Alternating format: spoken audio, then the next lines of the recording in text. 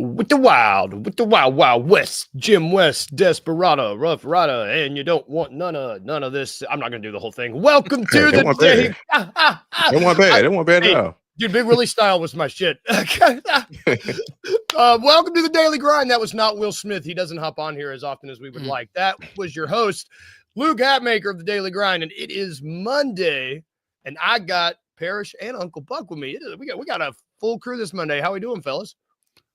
Good. We had a crazy weekend. Yeah, we did. Yeah, well, it was supposed to be a nice, relaxing Sunday. And then it started out crazy. It ended really well. We're going to get into all the trades and crap that happened. But first, let's start with the game. Because Grizzlies popped up to Milwaukee, popping right back. I mean, they might have left last night, popping right back down. Quick game not up the Mississippi, but just up the road. And they put a whooping on them. They're what? They won 132-119. I think they said something like they're 7-0 in that build or 7 straight. Well, no, 3 straight in that building, 7 straight overall. They beat Milwaukee. And that goes back to last year when this team wasn't great. You know, like it's. And I remember both games last year too. TNT moment. Yeah. And then Jaren dropped 35 at Milwaukee. I remember both of them games. Yeah, one of those games was like the game before the All-Star break, right? Yeah, it was the and they had just GG. They had already just decided like it's the All-Star break. Yep. Yeah.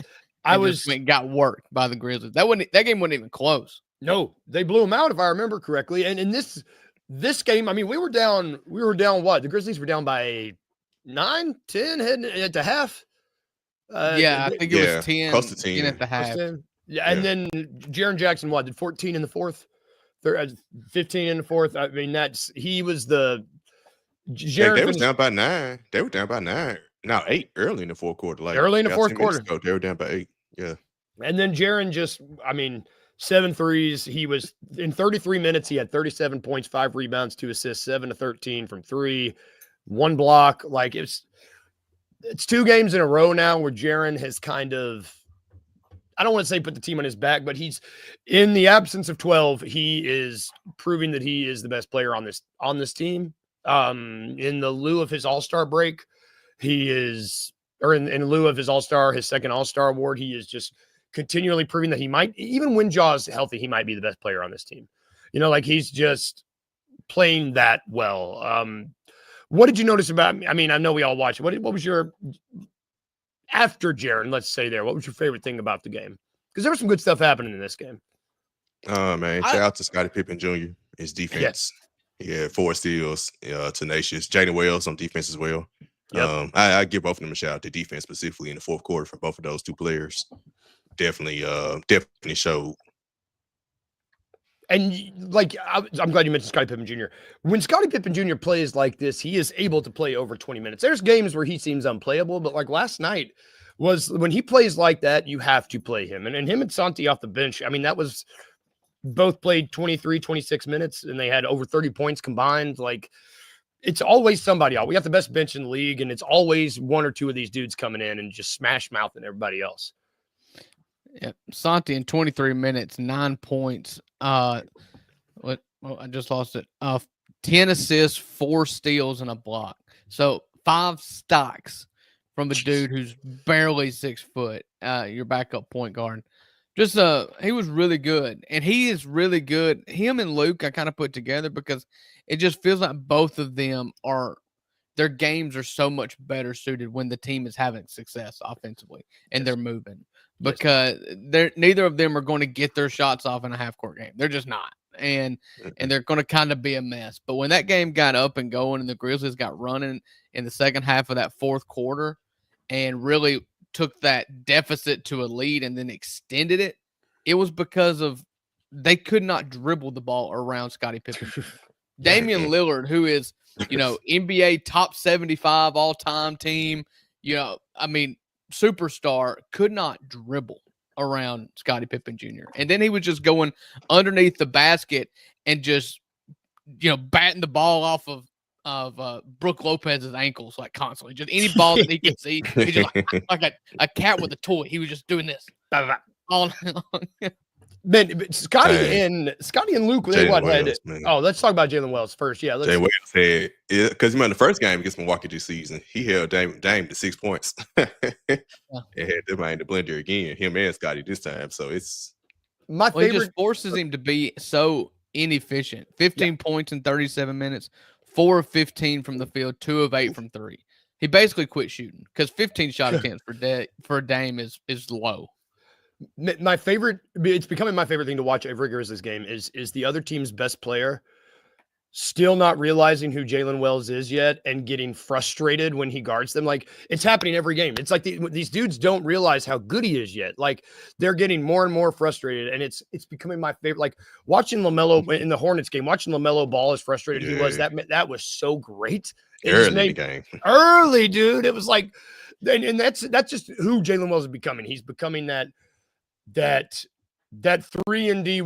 God, it sounds so silly. That 3-and-D wing we've been trying to hit on since Zaire, since before then. Like, it's just great that we finally hit, and it was a second rounder out of Sonoma State. It's just like great.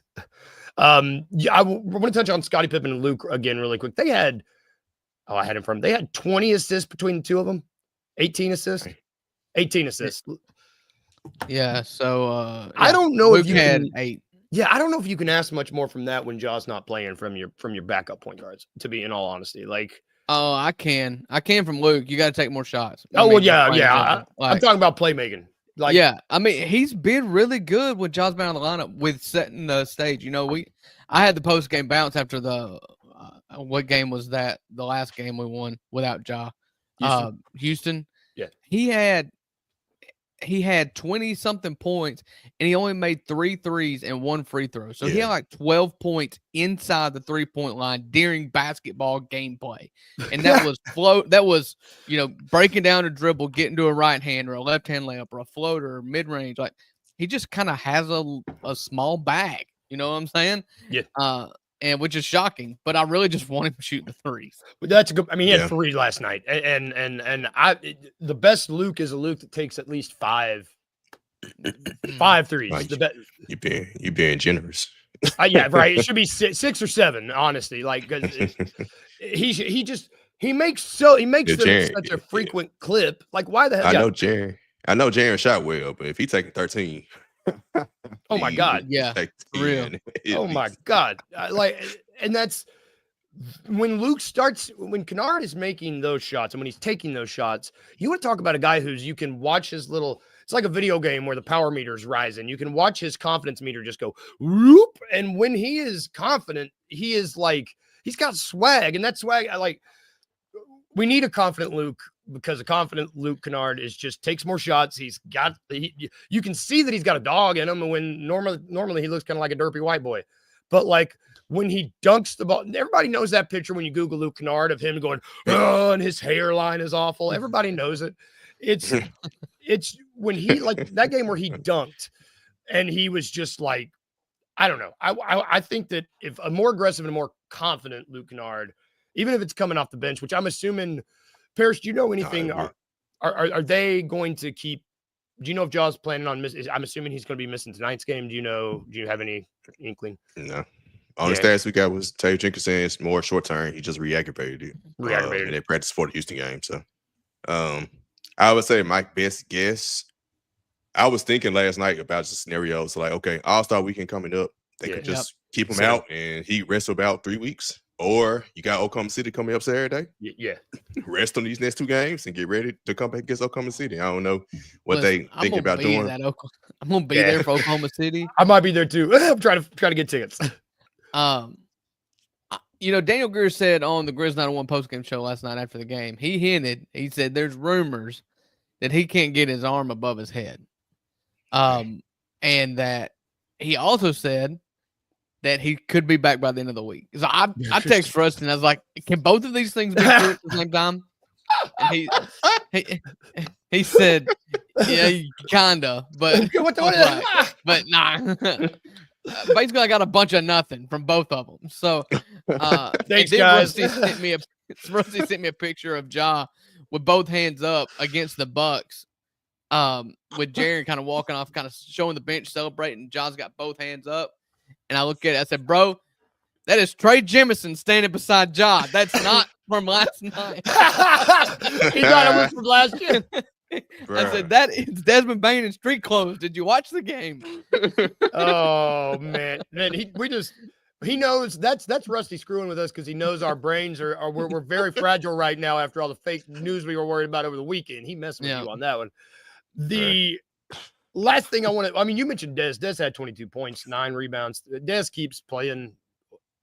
Man, he keeps flirting with that. We keep getting him in the locker room. He keeps flirting with that triple double. He always says, I know. He either has 10 assists or 10 rebounds. They were both in the same game. It's like, bro, he's so close. You should get one. Man, other than him, I want to talk about Zach Edey because Zach Edey had in 19 minutes he had 14 points, 11 rebounds, exactly what we need. That's what I envision when I picture Zach Edey. You don't got to play him more than 20 minutes, and he will get you a double-double. And I want to put this, like, he more than held himself against Brooke. Shout out Wayno. Wayno tried to scare us this morning in the group chat with a fake trade that we got Chris Paul. He photoshopped it and everything. You talk about people. Yeah. This and Edey was beating Giannis, but I would have kept him on the floor maybe a little longer. I mean, I was just really impressed with Edey last night. These games where Edey is able to go toe-to-toe with or not go toe-to-toe, just not back down to guys that are been in the league much longer and Brook Lopez is a all defensive guy. We know what Brook Lopez can do. And just to see Edey. He finished second that year to Jaren. Yeah. Just to see Edey not get played off the floor. It's just great.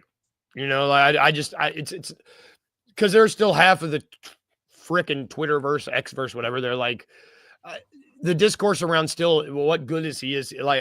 I'm happy to have another 7-footer. Yeah, he's a rookie. Thank you, Parrish. Thank you. Not only that, think about. Yep. It's so funny. It's like we have Twitter. Grizz Twitter has short and caps amnesia because last year, what we had at center last year versus this year, Zach Edey is miles ahead, and he's been up and down. But that's much better than. Well, I saw all the last year.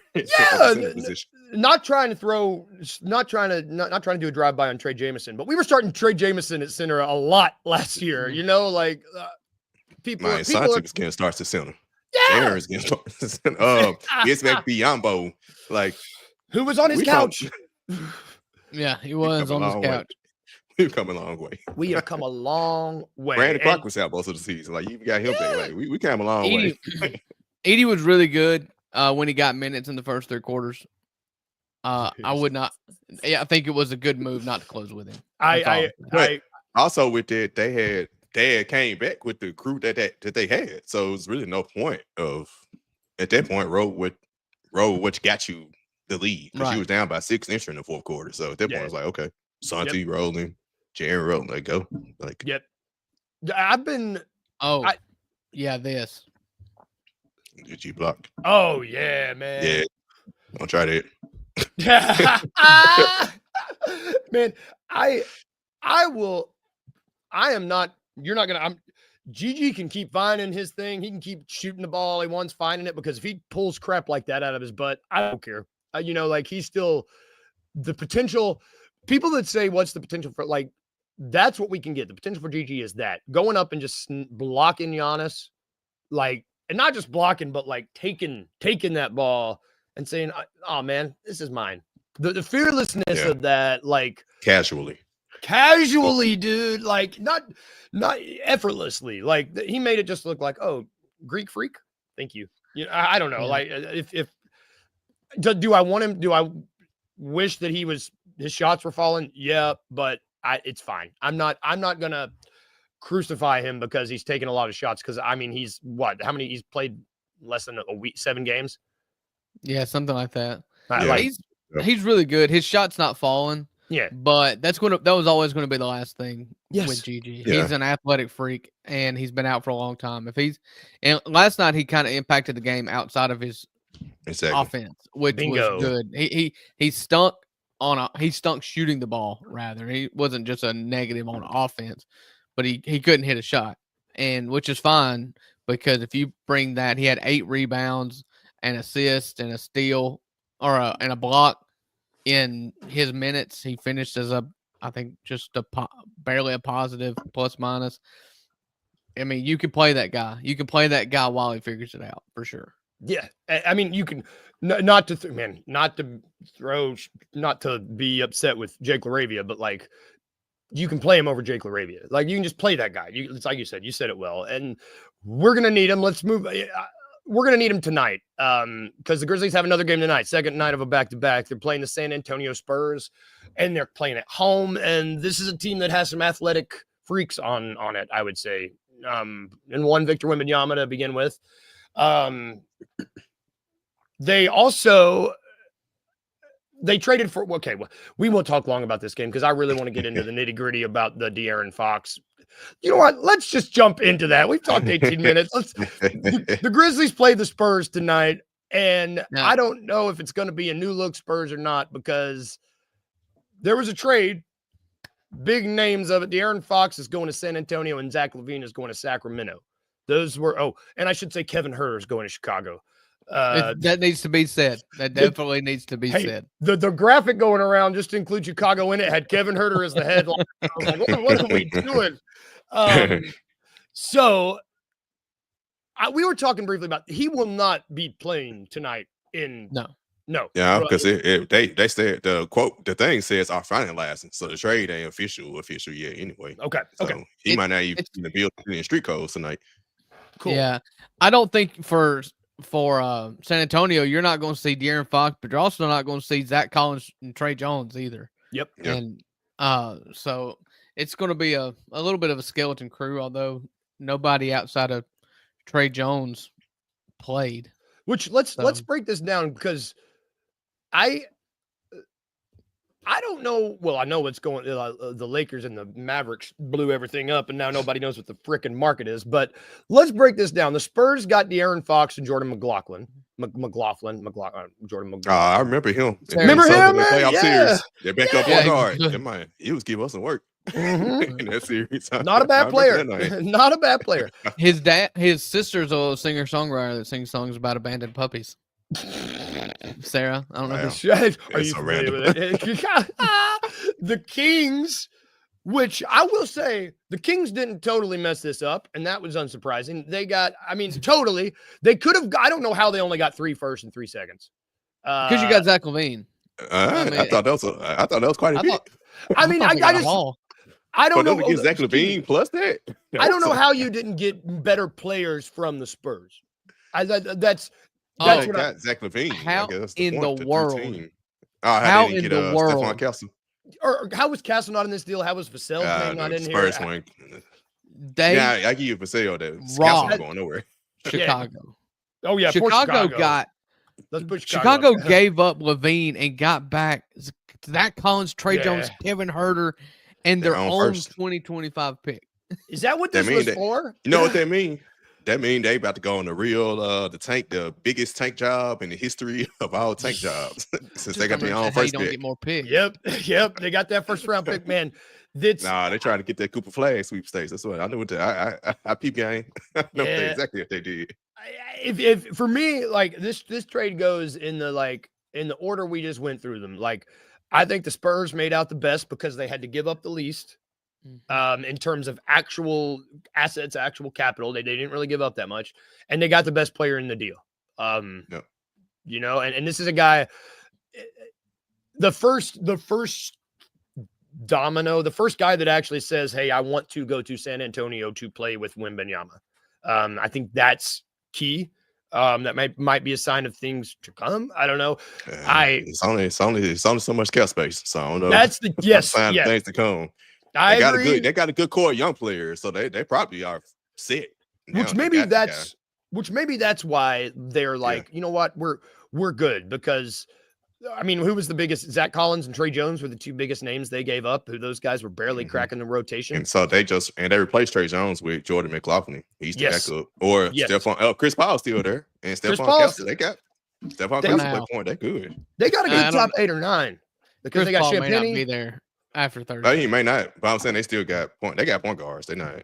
Trey Jones. They got Shohan. They got Champagne. They got dudes they got hoopers. That's my thing. If I was the Kings, they got Zach LaVine out of the deal, so they've got the play-in Bulls from 2 or 3 years ago, whatever. Minus they got Sabonis instead of Vooch, whatever.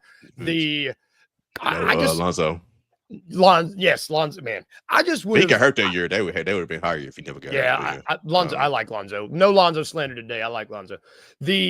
I just think that if I'm a Kings fan, this is a relatively the picks are great. Like the picks are awesome, especially considering De'Aaron Fox pulled 2 more first round picks than Luka Doncic, which is crazy. I just would have wanted, I don't know. Zach LaVine can immediately play. Yes. I just would have liked someone that can help me more in the now, because if I'm the Kings, this just keeps me right smack dab in the middle. I don't think this makes me better or worse. Yeah. It's not even in the middle. They still, I mean, I don't know what they did. I thought it was good. I mean, and maybe it is just comparing it to the Luka trade. But like you get 3 firsts, 3 seconds, and Zach LaVine. And I was trying to see what. So Zach LaVine, he's under contract through 27. So I mean, you've got Zach LaVine, and he's a good player. DeMar, like he's really good. Yeah, and he has bad PR basically, but he is, since leaving Minnesota, has developed a really incredible 3-point shot off the dribble, catch and shoot 3-point shot, and he's still just a dynamic scorer. Now, has it ever translated to winning? No, but you've got DeMar there, you've got Sabonis there. I mean, the Kings, when you think like, oh, our best player wants to leave us, you're really down in the dumps, and and once you go public with that, you really hamstring what all you can get back. And so that they were able to get LaVine 3 firsts and 3 seconds, like that's a smashing success. When you're breaking it down like that, yeah, you're right. Wayno did point this out. Do they have a point? Who's playing point guard for the Kings? I have no idea, Monk. but you know, is it Malik Monk? Is that like I said, no point guard. Yeah, it'll be LaVine. But you know, it'll be LaVine in the bar. You know, that'll be. We're both going to start. So I mean, one of that's them the point. Bring the ball up. That's the point. 3 first. You draft your point guard. You draft your point guard. That's right. Yeah, I mean, who's their starting 5 now? You got Sabonis, you got LaVine, you got DeRozan. Sabonis, Harrison Barnes, Keegan Murray, the 4. Harrison Barnes with Spurs. Oh, that's right. Yeah, Keegan Murray. Keegan Murray. That's who I was forgetting. Yeah, that's how that was. Yeah, Sabonis, DeRozan, LaVine, Keegan Murray, and Malik Monk. I mean, that's no point guard, but yes. I mean, it's the same Kings. No defense, all offense. Yep. That's the same Sounds about right. And then, just like you said, we're gonna go back to the Bulls. Just touch on this. I don't know what they're doing. This is a disgusting. I don't know how they're taking. They're taking. When they put all the eggs into this draft to try and get Cooper Flag or the guy from Rutgers, Cooper Flag this draft. They're still in the play-in hunt, aren't they? Yeah, but I think they're hoping they probably are, bro. I'm saying the Sixers. You know, they're hoping the Sixers are going to climb up and they fall down. That's what I. And you know, the new system does the whole bottom 3. They probably still got a way. They probably still got ways to get to the bottom 3 teams. So they're the 10 seed. They've won 21 games. They're 8 games below 500. Their odds are going to be crap for the number 1 team. Especially Kevin Huerter, man. They're going to get to the 5th. They really going to get to the 5th worst record. Looking at this, that's probably the best they can do. If you were going to rebuild and that was what you're thinking, like you've got to get picked. Like Zach Collins, Trey Jones, and Kevin Huerter, like that, they don't do anything for you. Well, they make what they do. They wait too late. They did wait too late. They wait too late. They wait too late. What this does make is this makes the West a lot better. I mean, let's talk about so between this trade and between the trade. God, did both these trades happen yesterday? I got a real 11:15 Saturday night, but yeah. You know what? I haven't talked to either of you about the Luka Anthony Davis trade. Let's go, Uncle Buck. Let's start with you. What are between this trade and the Lakers trade? I mean, there's 4 stars that have new homes in the West. You got LaVine to the Kings. You got De'Aaron Fox to the Spurs. Luka to the Lakers. AD to the Mavs. The West is the middle of the West now is like what are your thoughts on the first trade, the second trade? What do you think's going on? Are you in conspiracy theory mode? Like, where are you? I have been. This Luka trade is been to NBA fans what a royal wedding is for like 40-year-old white women. Like, I can't get enough of it. I've done nothing but consume trade talk about this Luka trade. For 24 hours. Yeah. And I mean, when I woke up, I was almost asleep Saturday night. When I saw the notification, I just got up and I was like, okay, well, I'm up for a while. I was asleep. I was asleep too. I was sleeping too. I was knocked out. Rusty and Luke did nothing. They left me alone. Nothing. I had to go to my backup group chat because they would not wake up. Hey. And I'm just mad about it for a lot of different reasons. One, like I'm a capitalist. Like you deserve the right to screw yourself, and that's what if Dallas just wants to blow this thing up and do a terrible job at putting a team together, then let them. Like, don't step in and allow and help them and hold their hand to like. This was apparently some sort of just screw job from the top. But I've seen every conspiracy theory. There's some that I subscribe to. There's some that I don't. But there's no more. Like, if you want to trade Luka Doncic, fine. You cannot convince me that they did any. You shop him. You have to shop him. Like, the fact that you take your first offer, it's like I'm going to go sell my truck and I just say, hey, make me an offer. Okay. Nah, Drew. What? Drew. Here's $500. Shake on it. Not only did they take the first offer, they only contacted the Lakers. They only called and he said he said he'd been talking for like over 4 or 5 weeks. So this conspiracy is the Lakers always get what they want, no matter what. It's like, when LeBron retired, they're gonna be back trash, right? Like they was during the era when Brandon Ingram and Lonzo Ball were young. Nope, they found a way to get Luka, and it comes to their lap. Like they didn't reach out. Like Dallas GM said, he reached out to them. Which let's talk about Nico, because Nico, after watching that press conference he gave with Jason Kidd, and you might have had Jason Kidd sitting beside him with a gun to his head. Jason Kidd looked miserable. And the dude straight up said, he was like, I view the future. I'm paraphrasing. He's like, the future is 2 to 3 years now. In 10 years, I'll be buried.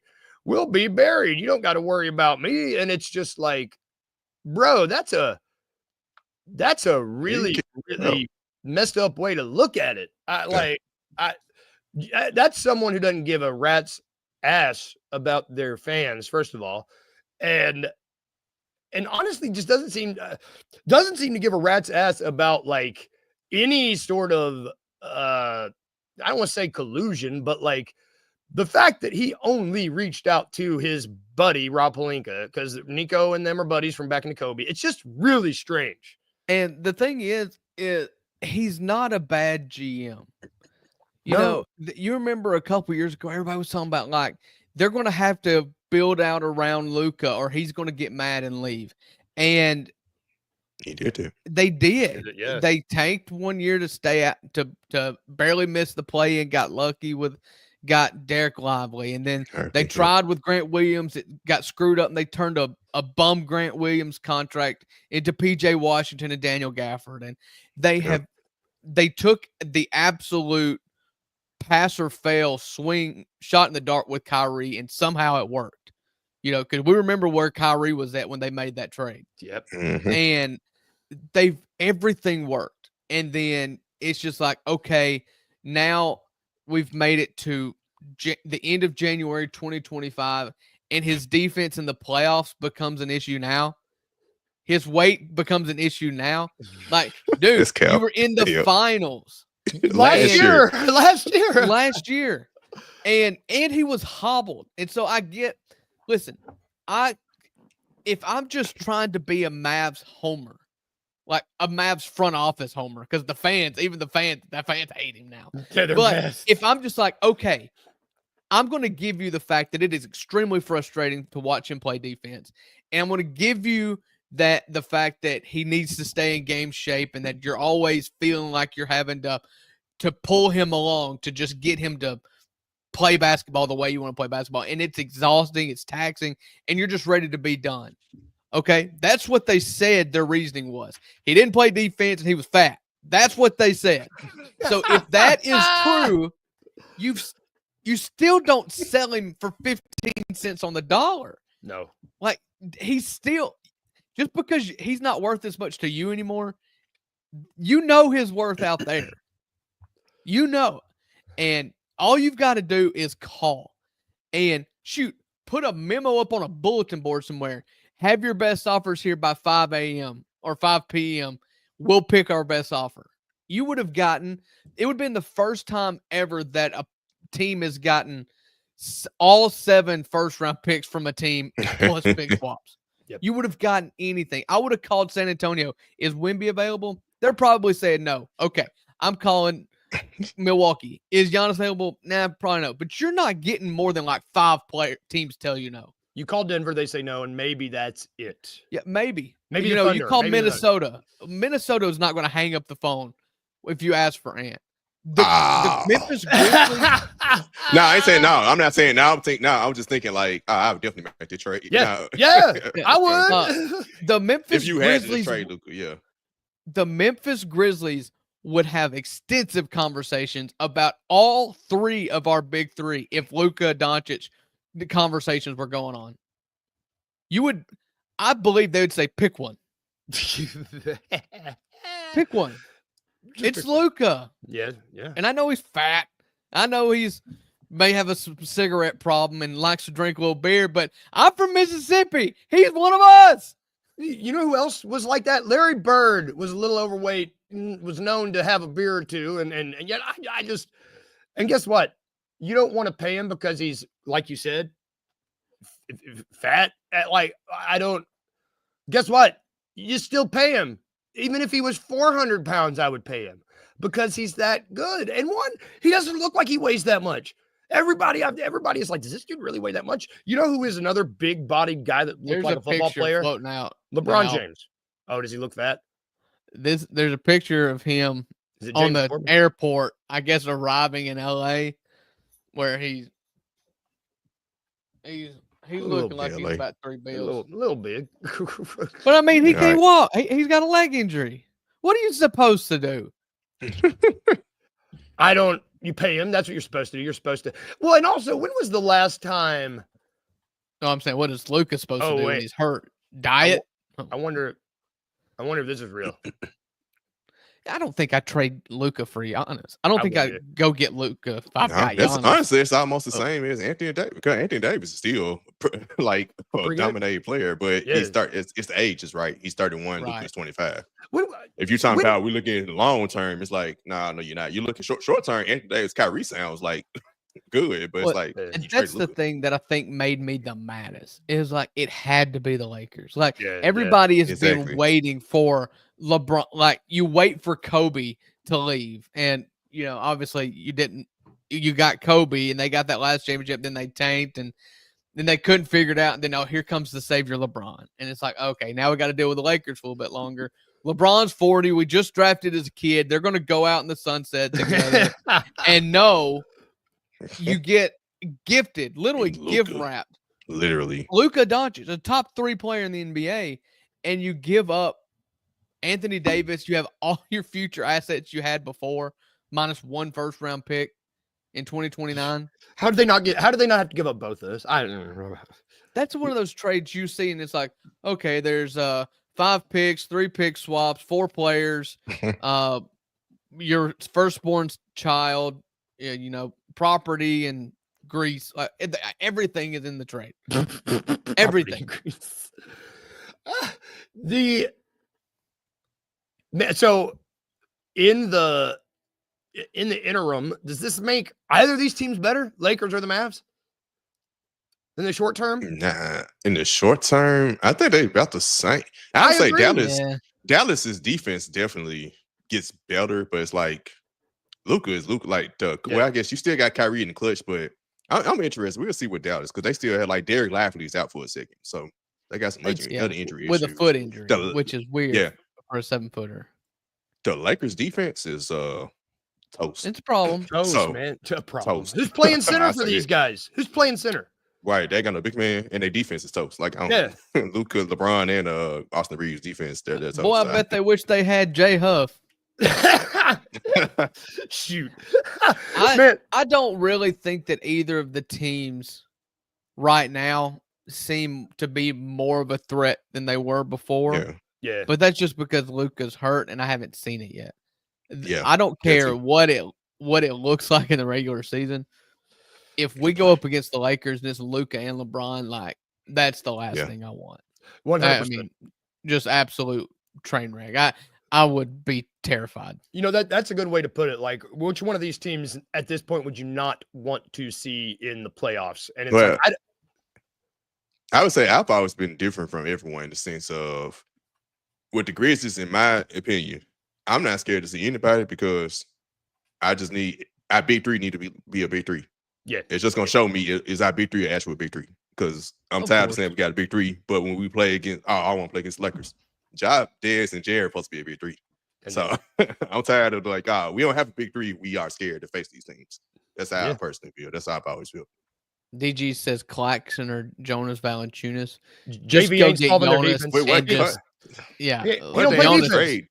But they don't have a contract to trade. Well, they can get JV, but Claxton, they got to have a contract that trade for him. They don't even got no big. Unless they trade Rui, they're gonna get that team. They're gonna. It's gonna be. They're gonna trade about 3 people. When was the last time a defense actually won a championship too? That's the most Pistons. Well, most teams. So the teams that win have you can't be just like bottom, the worst defense in the league. You got to be have like every. That's the point. Yeah. I just thought. Okay, so DG says they can send out picks in a 3-team for Claxton. I mean, if I'm the Lakers, JV doesn't sell him a defense. I don't know. I would want Claxton, but I would rather them not get a center and just roll the dice with this. But they probably Jared Vanderbilt. Vando. I keep forgetting Vando's in the league because he doesn't play hard. So do they. He's their Marcus Smart. Damn. Before we go, any final thoughts on this, y'all? We've gone a little bit long today. Any thoughts about either of these trades? I mean, my first thought was Grizzlies got to we got to do something, even if it's a small thing, like trade Marcus Smart for Cam Johnson. I don't know. I would just like to see something. I don't. My thoughts are the Grizzlies number 2 seed. Yep. Yeah, by themselves now, right? We're number 2. We see y'all down the road. I don't know. Love it. What my girlfriend on Twitter say, Candy, man, roll the ball out, man. Like, yeah, I still think you need to consolidate and get one player, one wing, like a 6-man that you can count on night in and night out, and get rid of 2 or 3 wings that you can't count on every night. And so, I think that ultimately everybody looked at that Luka trade and just backed away from the table for a minute and said, we just need to reset and see what the heck is going on here. Have a cigarette. Yeah. It's but I still think that the Grizzlies will make a trade, but I don't think that the worst outcome is not they don't make a trade. Does that make sense? Yeah. If they just run it out and say, okay, Santi, we're gonna let you play out the last year of your contract. We're not going to trade you. We're going to talk again in the offseason and have that same talk with Luke Kennard and have that same talk with Jake LaRavia and don't make a trade. It's not the worst thing you could do. But, if you want to really compete this year, then you need to go consolidate and get a wing. Yep. I mean, the worst. Yeah. I think the worst. I think the worst is them just making the move just to make a move. And you just get somebody, just get anybody. It's like, all right, like Jared Cole. I read you. Yeah, like just Jared Cole. All right, that was our trade deadline grab a couple years ago. I was like, what are we doing? Oh, Justice Winslow. You tried. Yeah, one comparative. God, get that out of here. I was so excited about that too. Yeah, we could do a whole episode about things that we were excited about as Grizzlies fans that didn't pay out. That might be a fun draft. Josh, what's my name? Josh Jackson. Yep. Oh God. See now, it's not. Well, it's already proved to be I liked him. I liked him too. As a Grizzly. It's already been a wild trade. I mean, I bet we're in for a wild week if we've already had this happen on a Saturday night, Sunday morning. So stay tuned, y'all. That's going to do it for our show today. We're going to be back tomorrow. Grizzlies play tonight. We didn't talk about it much, but they do have the Spurs tonight. We'll talk about that game tomorrow. You going to be in the building, Parrish? You going to the game? Yep. I'll be there. Heck yeah. Tune into the game, y'all. Go Grizz. We'll be back tomorrow. If we can leave you anything at all today, just remember these 2 things as you go about your day. Remember to be a little weird, just a little bit, and remember to smile. See y'all. Have a good day, fellas.